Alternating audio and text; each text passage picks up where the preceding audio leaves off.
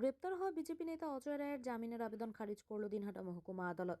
গতকাল শুক্রবার রাত আনুমানিক 10টা নাগাদ জেলা বিজেপি সম্পাদক অজয় রায়কে তার বাড়ির সামনে থেকে গ্রেপ্তার করে দিনহাটা থানার পুলিশ।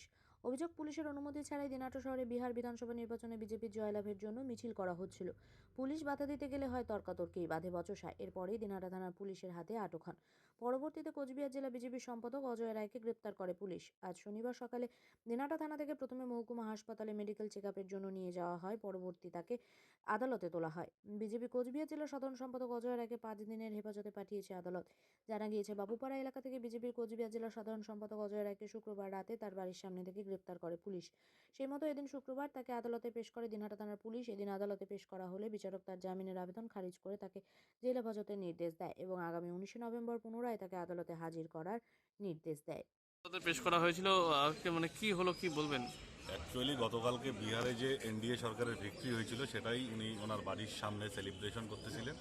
সে সময় দিনহাটা থানার পুলিশ ওনার বাড়ির সামনে যায় এবং ওনাকে অ্যারেস্ট করার জন্য চেষ্টা করলে উনি অ্যারেস্টের কারণ জানতে চায়, যে কী কারণে অ্যারেস্ট হয়েছে, অ্যারেস্ট করা হচ্ছে ওনার বাড়ির লোক জানতে চাইলে পরে পুলিশের সাথে কথা কাটাকাটি হয়। তারপরে থানার পুলিশ ওনাকে অ্যারেস্ট করে নিয়ে আজকে কোর্টে প্রোডাকশন করে। মূলত ওই সরকারি অফিসারকে কর্তব্যে বাধা প্রদান করা, আঘাত করা, আলনাপুর অ্যাসেম্বলি, এগুলো ধারার মামলা দেয়। পুলিশ সাবসিকুয়েন্টলি আজকে 5 দিনের পিসি রিমান্ড চেয়েছে। মাননীয় আদালত রিমান্ড পেয়ার রিজেক্ট করে আগামী 19 তারিখ call for CD with injury report এবং প্রোডাকশনের জন্য দিন ধার্য করেছে। কি নাম বলুন? আমি আসামি অ্যাডভোকেট রাধাবল্লভ বর্মন, দিনহাটা। হ্যাঁ, অজয় রায় এবং দিব্যস্য নামে দুইজন আজকে আদালতে আসে জিআর 579-25 নাম্বার কেসে।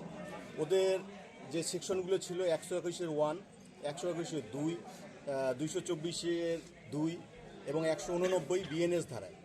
এই প্রত্যেকটা সেকশনেই হচ্ছে পুলিশ পার্সোনালের উপর আক্রমণ করা, এই ইলিগেল মক সৃষ্টি করা আর এবং এলাকায় বিভিন্ন রকম একটা ত্রাসের সঞ্চয় করা। আদালতে আসেন মহামান্য বিচারক, ওনার সমস্ত কেস ডায়েরি পরীক্ষা করেন এবং পরীক্ষা করে দেখলেন যে ওনার এই মুহূর্তে বেল দেওয়া সম্ভব নয়।